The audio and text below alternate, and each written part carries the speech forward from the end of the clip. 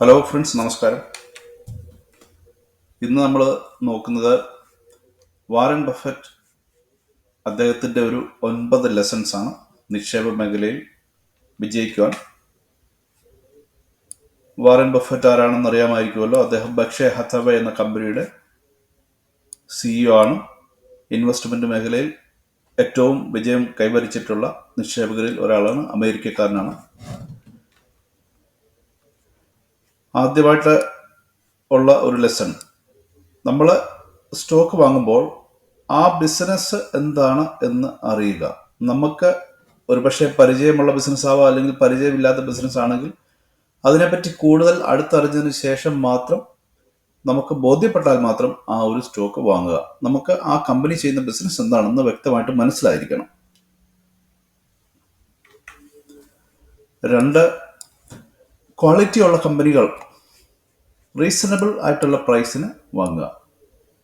ഏറ്റവും പ്രധാനം, നമ്മൾ വാങ്ങാൻ ഉദ്ദേശിക്കുന്ന ഷെയർ ഏത് കമ്പനിയുടെ ആണോ ആ കമ്പനി നല്ലൊരു കമ്പനി ആയിരിക്കണം. ഒരു ഫണ്ടമെന്റൽ അനാലിസിസ് നടത്തിയതിന് ശേഷം മാത്രമാണ് നമ്മൾ ആ സ്റ്റോക്ക് വാങ്ങാനായിട്ട് തീരുമാനിക്കുന്നത്.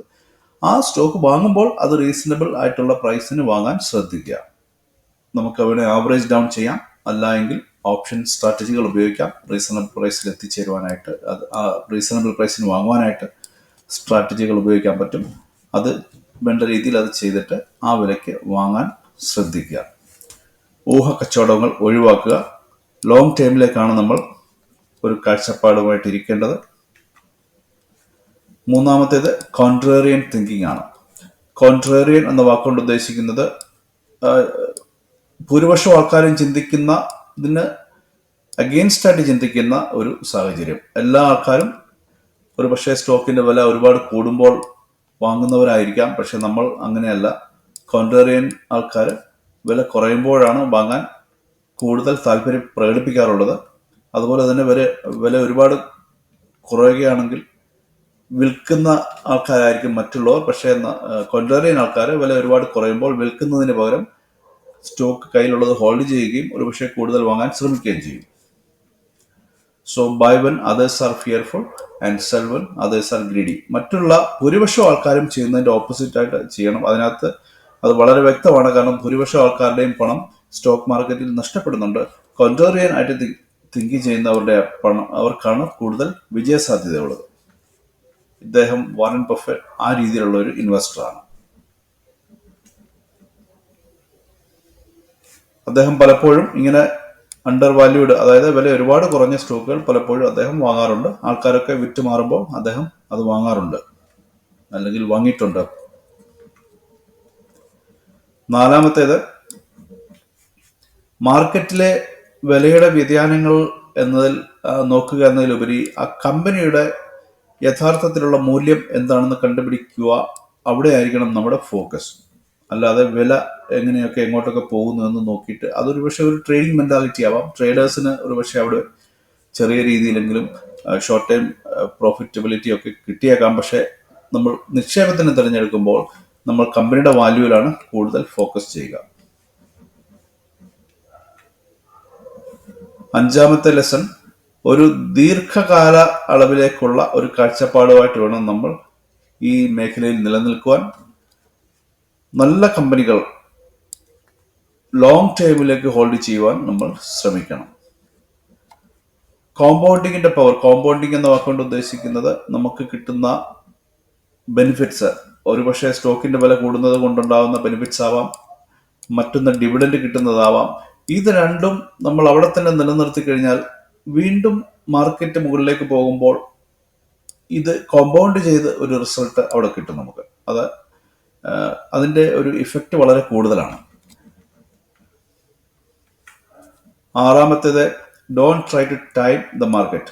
വില കുറയുമ്പോൾ വാങ്ങണം എന്ന് നമ്മൾ പറയുമ്പോഴും അതിനുവേണ്ടി നമ്മൾ വെയിറ്റ് ചെയ്യേണ്ട ഒരു ആവശ്യമില്ല. അങ്ങനെ ഇരുന്ന് കഴിഞ്ഞാൽ ഒരുപക്ഷെ നമുക്ക് ആ സ്റ്റോക്ക് വില കുറഞ്ഞില്ലെങ്കിൽ വാങ്ങാൻ പറ്റാത്ത ഒരു സാഹചര്യം ഉണ്ടാവും. തീർച്ചയായിട്ടും ഓപ്ഷൻ സ്ട്രാറ്റജികൾ ഉപയോഗിച്ച് നമ്മൾ ഇതൊരു പരിധി വരെ ഇതിനെ മറികടക്കാൻ പറ്റും. വില കുറഞ്ഞില്ലെങ്കിൽ നമുക്ക് ലാഭം കിട്ടുന്ന പിന്നെ കവേർഡ് ക്യാഷ് സിക്വറ്റ് പുട്ട് പോലെയുള്ള സ്ട്രാറ്റജികൾ ഞാൻ വീഡിയോ ചെയ്തിട്ടുണ്ട്. അതൊക്കെ ഉപയോഗിച്ച് നമുക്ക് ചെയ്യാൻ പറ്റും. എന്നാലും പൊതുവെ പറയുമ്പോൾ നമ്മൾ കാത്തിരിക്കുന്നതിൽ അർത്ഥമില്ല. നമുക്ക് ടൈമിംഗ് അനുസരിച്ച് നമ്മൾ ഉദ്ദേശിക്കുന്ന രീതിയിലുള്ള ഒരു മൂവ്മെന്റ് ആയിരിക്കണമെന്നില്ല മാർക്കറ്റിൽ നടക്കാറുള്ളത് പലപ്പോഴും. സോ ക്വാളിറ്റി ഇൻവെസ്റ്റ്മെന്റ് നമ്മൾ ചെയ്യുവാൻ ശ്രമിക്കുക. വില നമുക്കറിയാം, വില വൊളാറ്റിലിറ്റിയുടെ ഭാഗമായിട്ട് വില കൂടുകയും കുറയുകയൊക്കെ ചെയ്യുന്നുണ്ടോ നമുക്കറിയാൻ പറ്റും. പക്ഷെ നമ്മളുടെ ഫോക്കസ് എപ്പോഴും ഇൻവെസ്റ്റ്മെന്റിന്റെ ക്വാളിറ്റി ആയിരിക്കണം, കമ്പനിയുടെ ക്വാളിറ്റി ആയിരിക്കണം. അടുത്തത് ഡൈവേഴ്സിഫിക്കേഷന്റെ കാര്യമാണ്. റിസ്ക് കുറയ്ക്കുവാനായിട്ട് എത്രമാത്രം ഡൈവേഴ്സിഫിക്കേഷൻ ചെയ്യണമോ അത്ര മാത്രമേ നമ്മൾ ചെയ്യേണ്ടതായിട്ടുള്ളൂ. ഒരുപാട് സ്റ്റോക്കുകൾ വാങ്ങിക്കൂട്ടി നമ്മൾ ഡൈവേഴ്സിഫൈ ചെയ്യേണ്ട ഒരു ആവശ്യമില്ല. ഒരു 5, 10, 15 അല്ലെങ്കിൽ 20 സ്റ്റോക്കുകൾ മതിയാവും മാക്സിമം നമുക്ക് റിസ്ക് ഡൈവേഴ്സിഫൈ ചെയ്യാനായിട്ട്. ആ റിസ്ക്, ആ കമ്പനികൾ നല്ലതാണെങ്കിൽ നമ്മളുടെ ഇൻവെസ്റ്റ്മെന്റ് വളരും.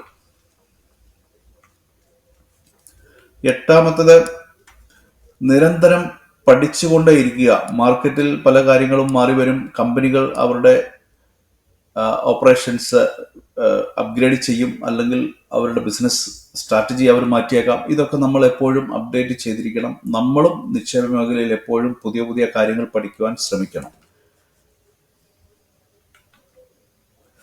അടുത്തത് ഇൻവെസ്റ്റ് ഇൻ യുവർ സെൽഫ് ആണ് ദ ഫൈനൽ ലെസൺ. നമ്മളിൽ തന്നെ മൂല്യം വർദ്ധിപ്പിക്കാൻ ശ്രമിക്കുക, നമ്മളുടെ അറിവ് വർദ്ധിപ്പിക്കുക, നമ്മളുടെ ആരോഗ്യം വർദ്ധിപ്പിക്കുക. അതായത് ഒരു പേഴ്സണൽ ഗ്രോത്ത് അത് നമ്മൾ നേടിയെടുത്തിരിക്കണം.